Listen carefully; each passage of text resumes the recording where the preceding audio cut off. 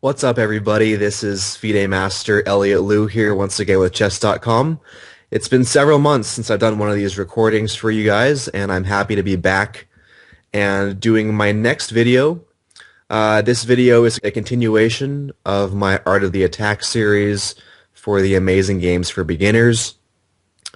In the first game, we saw a great example in classical chess from Tarrasch on how to attack the king back in 1894. This next game for the second part of my series features a also pretty rare game. It was played in 1949 in Belgrade between two players. I don't even know their first names. Playing white is Andrich and black is Daya. And this game, along with the third game and final game in the series, will interestingly enough feature the same opening. Okay, in this case it's the Queen's Indian defense. And I, of course, will not spend too much time in the opening because the main point of this series is to teach you guys middle game planning, specifically how to formulate a Kingside attack. Okay, so without further ado, here is game number 2 in the Art of Attack. Okay, so white opened with pawn to d4. Black played knight to f6. And as you notice, when I'm making these first opening moves, this opening, the Queen's Indian in particular, is pretty topical nowadays, especially at higher level chess. Magnus Carlsen, for one, is a main proponent of this opening, and so it's interesting to see how even after 60, 50 years or so, it's still being played in chess today. Okay, so in this game, white chose the g3 kind of Catalan setup against the Queen's Indian defense. Nowadays, as some of you may know, moves such as bishop to a6 and bishop to b4 check are pretty popular. But instead, in this game, black chose the simple bishop to b7, which is also perfectly fine. White played bishop to g2, and black played bishop to e7. Once again, in this position, bishop to b4 nowadays is kind of in vogue, and I'm actually going to highlight this move in a second, and you'll see why. Okay, so black played bishop to e7, white castled, black castled, white played knight to c3. So for those of you who are unfamiliar with this opening, white's plan is pretty simple if black allows him to achieve it.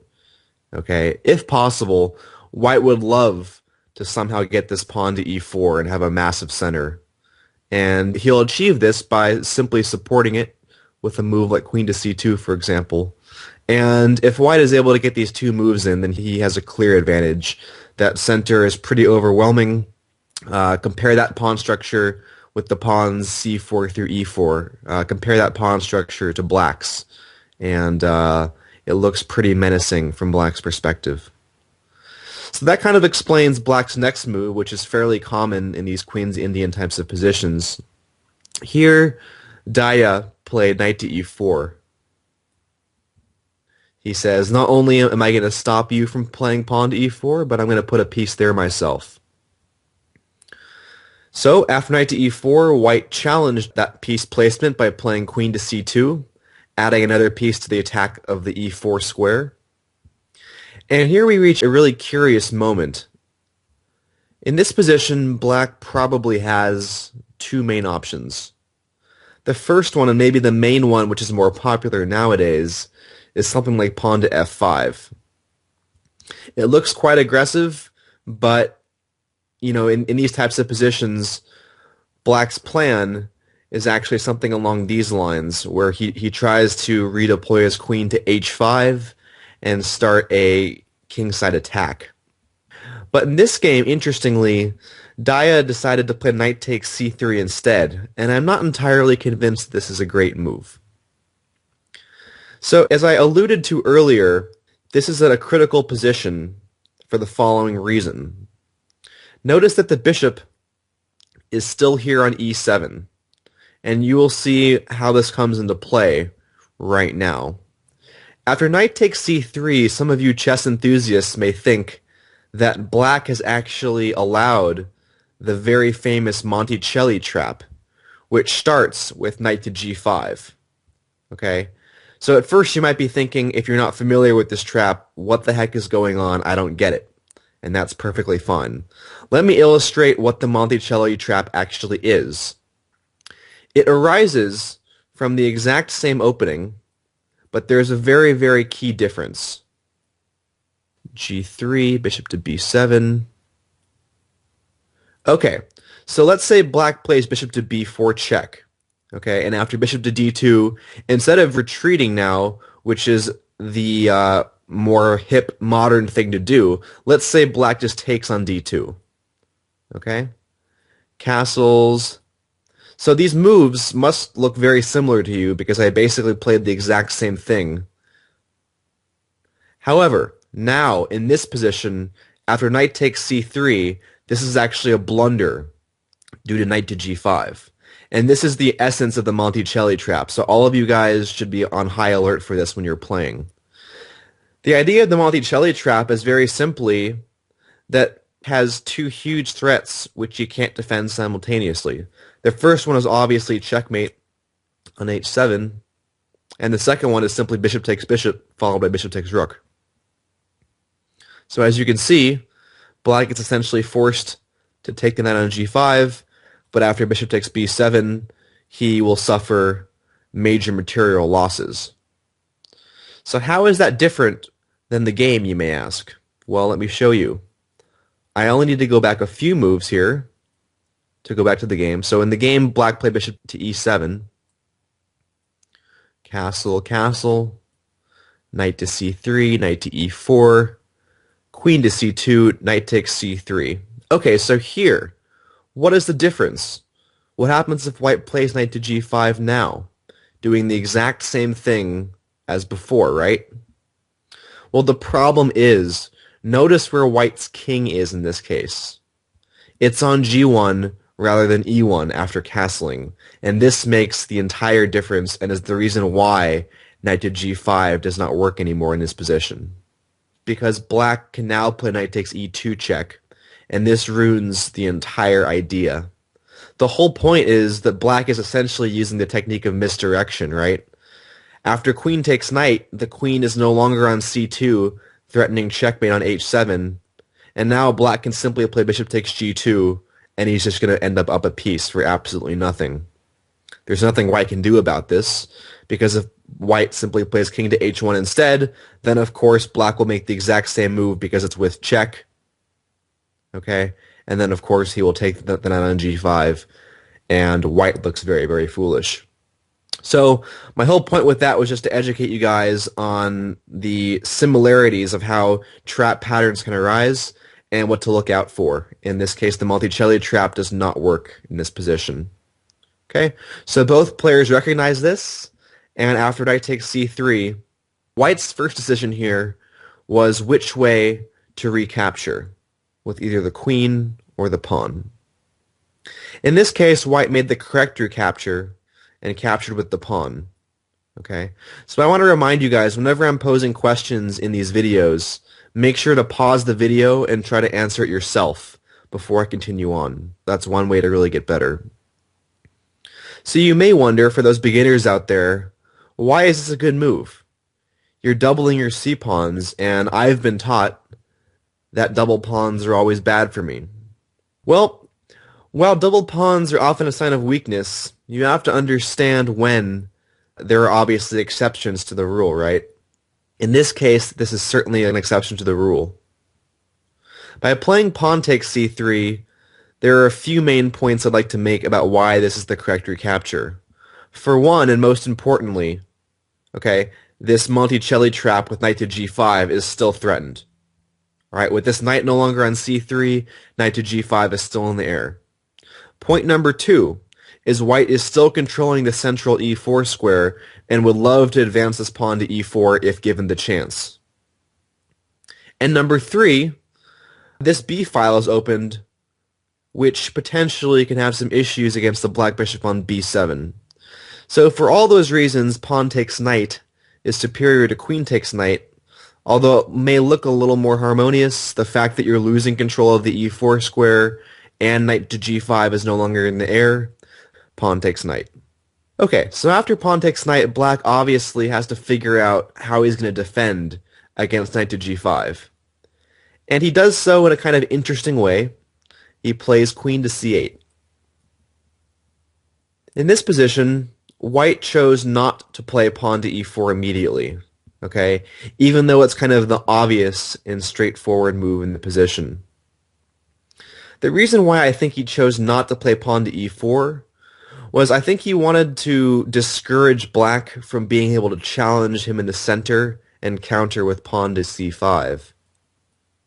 Alright, because if black plays pawn to c5 and he's able to hop his knight into a5, for instance, black could get a little bit of pressure down the c-file against white's double pawns, and I don't think that's exactly what white is going for.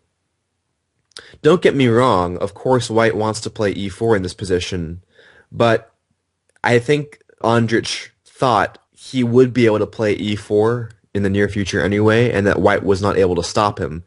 So instead of playing it immediately, he first tried to discourage black from the c5 idea. Okay, so just try to think about how white would go about doing that. In the game, white played pawn to a4, and I really like this move.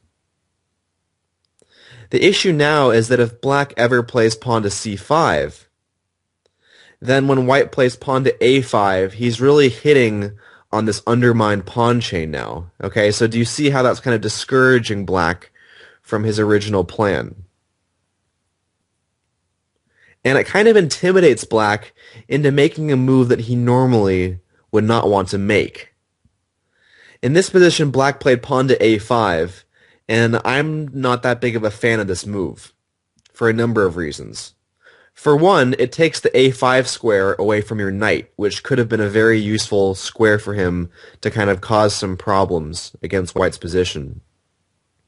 But number two, and maybe even more importantly, if this c-pawn ever advances now, black is going to be left with a terrible pawn structure, and this backward pawn on b6 can be easily targeted now that it's extremely weak with no other pawns supporting it. Do you guys see that? So, you know, in this position, I probably would have still played pawn to c5, but notice how that mental aspect, what Ondrych employed on Daya, actually worked here.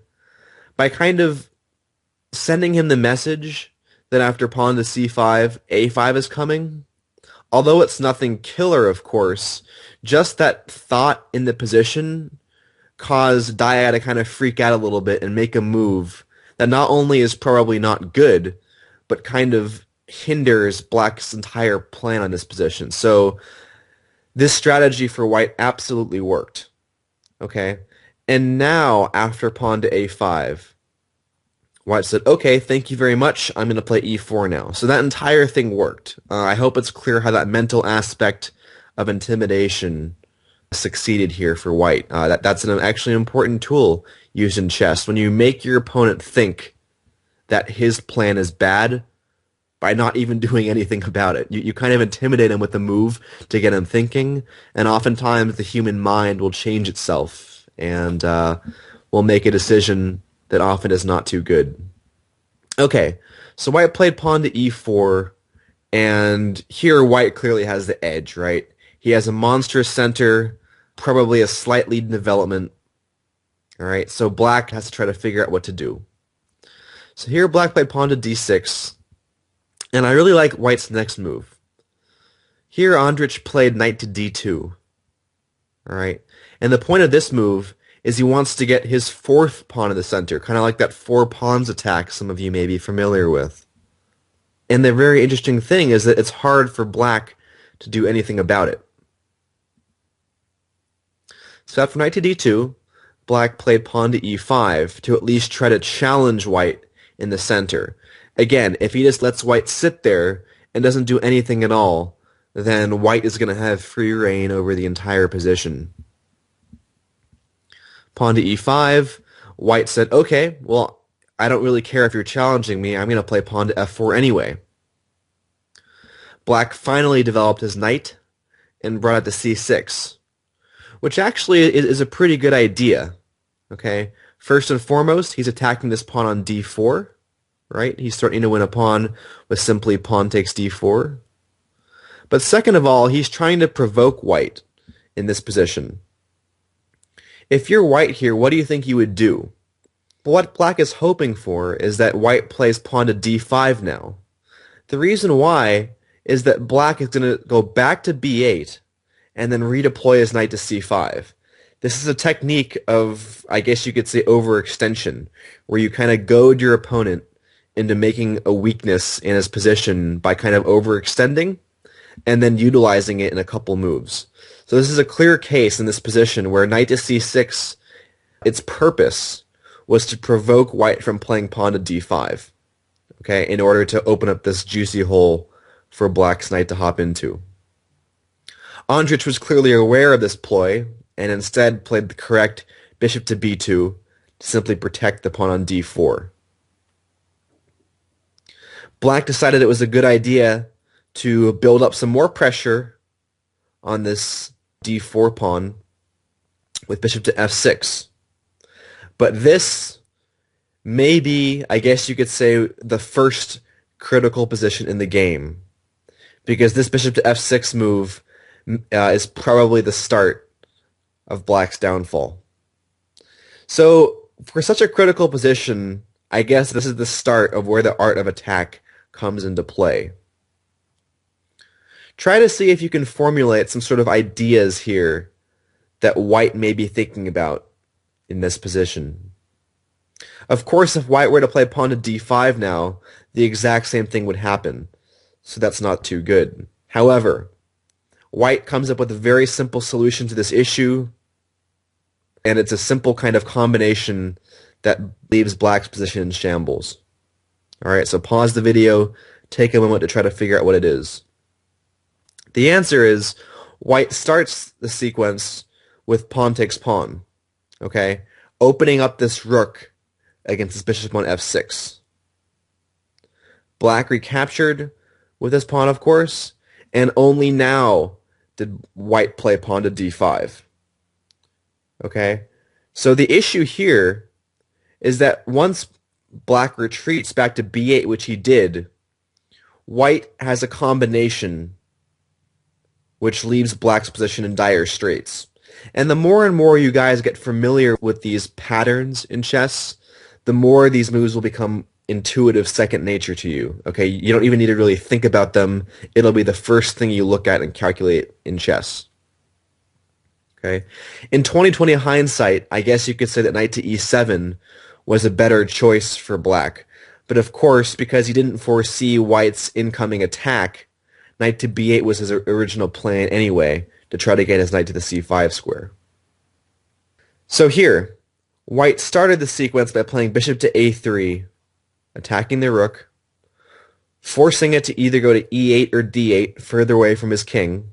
In the game, black played rook to d8. And here. A very clear signal in these types of positions is just look at black's pieces. All of black's pieces are cramped here, basically on the back rank, on the queen side, completely away from black's king. Alright guys, it's easier said than done when I try to explain it, but it's something that's often overlooked by beginner and intermediate players. Okay? When your opponent's pieces are clustered very far away from the king, always look for opportunities around your opponent's king, okay? And that's why this exchange sacrifice, which is what Ondřich did, should be very, very obvious to you guys. Okay, although it is a rook for a bishop, in this case, it's absolutely worth it. It's pretty overwhelming. So after rook takes bishop, pawn takes rook. It's one thing when you sacrifice, but of course, you have to have something set up to follow it up. Okay, so now once you've made the initial blow, watch how skillfully Ondřich makes these maneuvers and how powerful each idea is. Okay, this is really an important point because If you don't know how to correctly follow up a sacrifice, then of course the sacrifice is pointless, right? Okay, so after pawn takes rook, my next question for you guys is now what? What move do you think you would play? If you're first looking at this position, you may be tempted to play this bishop to e7 move. And that's actually just what black was hoping for. After bishop to e7, he still kind of stays in the game as follows. Rook to e8, bishop takes f6, and now this really annoying queen to g4 move. Okay, if black is able to get his queen back in the game to help defend his king, along with the fact that knight to d7 is coming next move when there's nothing you can really do about it, black is kind of back in the game defensively, all right? And this is absolutely what white did not want to allow. So it's important to see how, instead of going material grabbing to try to get some material back for his exchange sacrifice, white realized that it was much more important to stop black's defensive resources, mainly queen to g4. So that should give you a big hint. In the game, Andrich played queen to d1, which is a fantastic move. Not only is he stopping black from playing queen to g4, but white himself is simply going to play queen to h5, bishop to h3, and bishop to f5, applying a crippling bind on the light squares of the kingside, and these two bishops are just absolutely terrorizing black's king, and there's not a whole lot that black can do about it. This light square bishop that was originally kind of hemmed in will become an absolute monster on f5, and it will be worth at least a rook, absolutely more. So here black is faced with a very interesting dilemma, because this oncoming onslaught is something that is very hard to defend against. There's not a move, for example, that will stop white's queen from going to h5. Black probably found the best defensive resource there was. He played pawn to c5 in this position, okay, cutting off the scope of this bishop on a3 and preparing this last-ditch effort to defend his kingside by swinging the queen to f8 and then to g7 to protect against the h7 pawn. Alright, so these next few moves are pretty self-explanatory. They're moves that I kind of already hinted at. White played queen to h5. Black played rook to d6 to not only help defend against this weak doubled f6 pawn, but also to allow the queen transport to the f8 square. Bishop to h3, queen to f8, bishop to f5, queen to g7. Okay, so all these moves I have alluded to before. And here white played knight to f3. Okay, so just look at this position, guys. This is absolutely marvelous for white. He is controlling absolutely crucial squares, and black has no play whatsoever. Okay, there is not one line of attack that black can develop some sort of counteraction here. He just has to suffer in this position against white's deadly attack. So the point of knight to f3 is not only to bring another piece into the game, but at some point he may replace his bishop on f5 with a knight with, some pretty deadly looking effects. So after knight to f3, black played knight to d7. So this is a pretty important moment, and this is the next point where I'll pause and ask you guys a question of what to do if you were white. Given two moves, black can kind of consolidate with knight to f8 and knight to g6. That's his entire plan here. He has to try to rush his pieces to the king's side as fast as possible. All right, so when you're looking at this from the attacker's perspective and you want to learn how to attack, okay, not only do you have to deal with your opponent's impending defenses, okay, but one common thing I'm going to stress is you have to bring other pieces into attack. These three pieces cannot do it alone. All right, so when you're trying to attack your opponent, once you've achieved a situation like this, where some of your pieces appear to be ideally placed, look at your other pieces. That should really help you in this position, for example, when I ask, what did white do here? The answer is bishop to c1, and this is a nasty, nasty move. Okay? It's not that hard to see though, right? Because these two pieces are clearly the ones that are out of place, the bishop on a3 and the rook on a1. All right? So obviously, to contribute to your attack, you have to bring them back into play. Bishop to c1 is a very, very deadly move that must have left black extremely worried. Okay? His simple threat is bishop to h6 followed by queen to g4 checkmate, essentially. And you'll notice how once this bishop gets to h6, it absolutely paralyzes black's king and queen. There's absolutely nowhere those two pieces can go. An interesting point here is that if black were to continue his plan with simply knight to f8, for example, this would simply lose in a couple moves, following bishop to h6, queen to h8, queen to g4 check, knight to g6, of course the only move, and then simply pawn to h4. Okay? Look at this. Black's king and queen are trapped in a box with nowhere to go, all by this one piece on h6. There's absolutely no defense for black now against simply pawn to h5, winning this knight on g6, and if needed, bringing further artillery into the game with like king to g2 and rook to h1. White has all the time in the world. Everything will crash through eventually, and literally black has no defense to this plan. White has all day.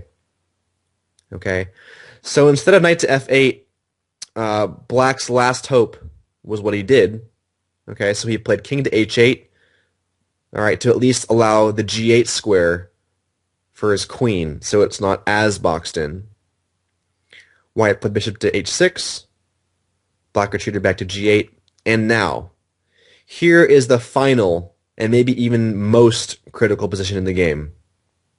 Here's why. You have achieved your dream setup. You have done everything right in your attack, but you still have not won the game. Okay, this is a very important point which often goes lost. When you've achieved such a position, it's very important to sense the moment when you need to start looking for concrete tactical combinations, okay? And this is one such point. Your pieces really can't improve any further. If you wait any longer with a move like rook to f1, for example, black will be able to do this redeployment to g6. Of course his position is bad, but he will be hanging on, okay? And this is something that good players are good at. It's hanging on, frustrating the person that has a better position, right? The more and more you guys get practice with this, the easier it'll be to understand. But in this position, Ondrych kind of sensed that something had to be here. Some sort of tactical combination had to be playable here, okay? And this is where you guys should really start looking for these types of moves. When you've kind of exhausted all of your strategic maneuvers, and you can just kind of sense that something should be here. All right, so take a minute, try to figure out what Ondrych did in this position. Okay, White played bishop takes d7, which is the winning combination. At first thought, this might look like a hideous move, because you're giving up this glorious bishop on f5 that was doing so much for this position, for this kind of lousy knight on d7, but again, tactically it works. Okay, so bishop takes knight, rook takes bishop, and now knight takes e5. This very simple two-move combination is absolutely deadly. Black probably could have easily resigned now, but just to make sure White knew how to finish off the game, he continued on for a few more moves, which of course I'll play out. But do you guys see how this combination works? I guess you will when I make these next few moves. All right, but the key thing I want to stress in this game when you're attacking is there are certain moments when you have to look for these types of sacrifices and these combinations, okay, when you've kind of exhausted all of your strategic maneuvers. And this is one great example of this type of thinking. So after knight takes e5, black obviously has several options, none of which are good. All right, f takes e5, pawn takes knight is obviously the obvious continuation, which was played in the game, so I'm going to leave that one for last. I just want to quickly touch upon other possibilities for black. Let's say he plays rook to c7. This would lose instantly to pawn to d6, not only attacking the rook on c7, but wherever it goes, if it moves, then knight takes f7 should lead to an immediate resignation, so that doesn't work. If the black rook decides to go to e7 instead, then white has this really cute winning move, queen to h4, a phenomenal move. And the really cool point is there's nothing that black can do to stop white from playing queen to f6. I don't care if rook takes knight or pawn takes knight. White's next move is queen to f6, and there's absolutely no way for black to stop it. So that doesn't work for black. The third possibility is if he just plays rook to d8, all right, and accepts the fact that this sacrifice worked. That too does not work because of simply knight takes rook, rook takes knight, and queen to f5, simultaneously attacking the rook on d7 and the pawn on f6. And after rook to d6, then simply pawn to e5 once again, and black can resign. Okay? If the black rook moves anywhere, then of course queen takes f6 wins again, and if pawn takes pawn, then queen takes pawn wins the rook and the game, like this, for example. All right, so that kind of takes care of all those possibilities. Of course, this is something that white had to have seen beginning in this combination, okay? So although it may look like a two-mover to begin with, it's actually much deeper than that. Ondrych saw all of these different variations and concluded correctly that black was still dead lost. All right, so just finishing up here, the game concluded after pawn takes knight. All these moves are basically forced, as I'm sure you guys can see. Queen takes e5 check, only move pawn to f6, queen takes pawn check, rook to g7. So this is probably the very last critical moment in this game, guys. You've done so much, you've built your attack beautifully, you've crippled black, you've made your sacrifice that you think should work. Now what? You have to finish your opponent off. There's a rule of thumb in chess that the more you're winning, the harder you play. And one thing I often see beginners and intermediate players do is they allow their opponents back in the game after achieving such a wonderful position. And this is one such case where kind of a careless move could lead to some unforeseen complications that are definitely not necessary. It's important to realize here that white technically is still down a rook. Okay, if you guys just count the pieces, black does have an extra rook. Of course it will be taken soon, but I'm just saying at face value, white is still down a rook. So, if he continues with kind of obvious looking moves, like pawn to d6 and pawn to e5, kind of lackadaisical, black could have an opportunity to get back into the game with either, let's say, like a rook to f8, for example, attacking this queen, or queen to f7, threatening a queen trade, for example. Okay? So it's important that white does not allow these two defensive resources to be playable. And of course, white would never dream of taking this rook on g7, releasing the tension like this. This completely changes everything. It's almost, I guess you could say, a rule that you never ever want to take a piece that's as pinned like this rook on g7 because there's no rush. You want to milk it as long as possible, okay, and make your opponent suffer as long as possible before taking a pinned piece like this. Okay, that's absolutely a general rule of thumb. All right, so for those of you that were thinking about bishop takes rook here, that's definitely not the correct way of thought. Remember what I said earlier about bringing other pieces into the game that are currently not being used in your attack? Well, that should be a very obvious hint, right?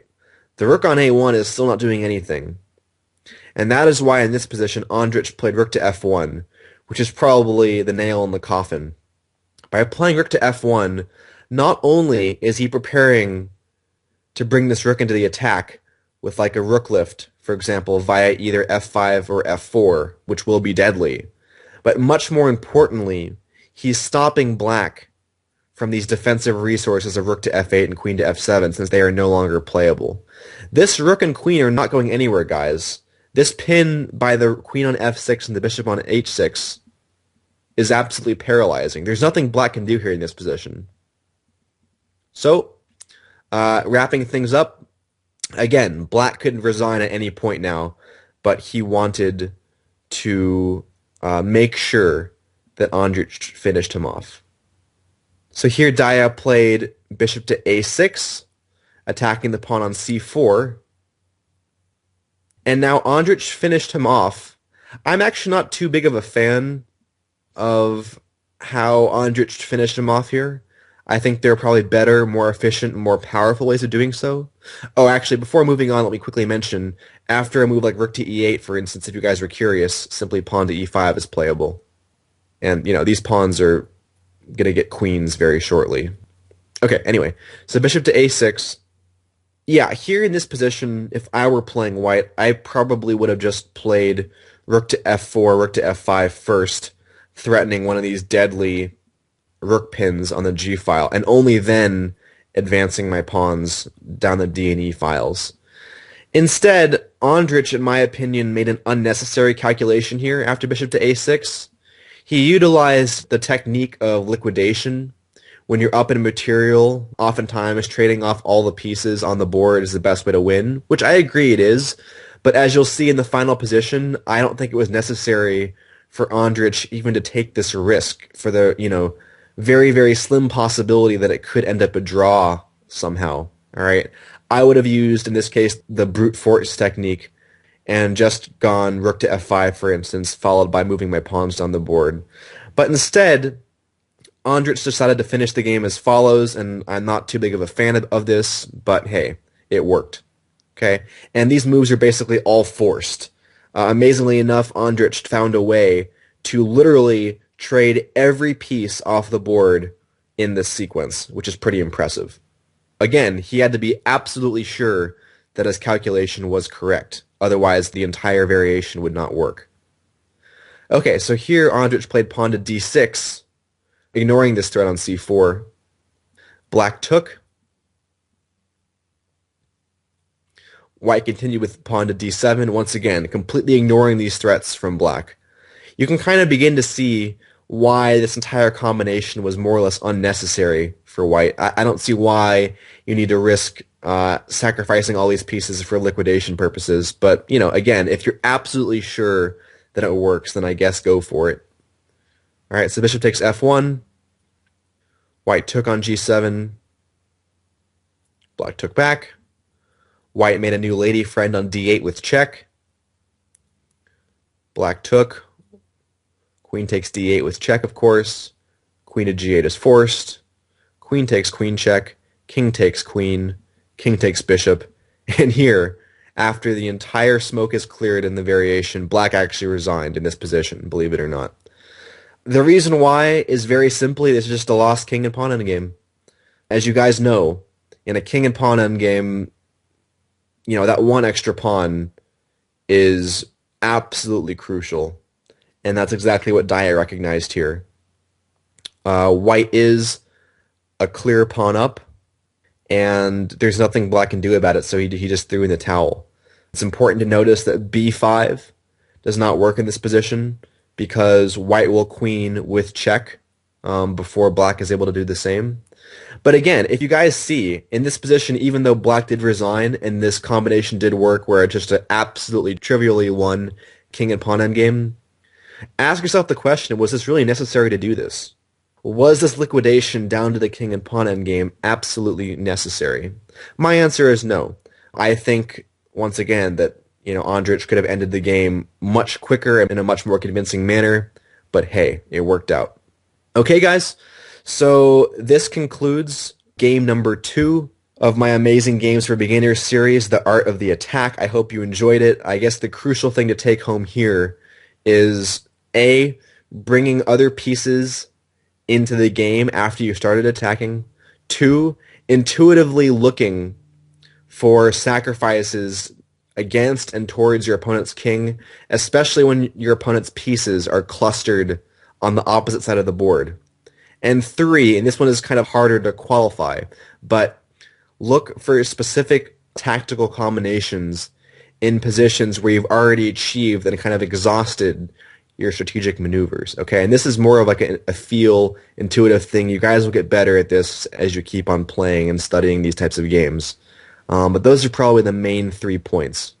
right, so I will be recording part 3 very soon, and it will feature two very famous players in the exact same opening as this one. Thank you for watching. I hope you enjoyed this video. This is FIDE Master Elliot Liu with Chess.com. Thank you for watching. Bye.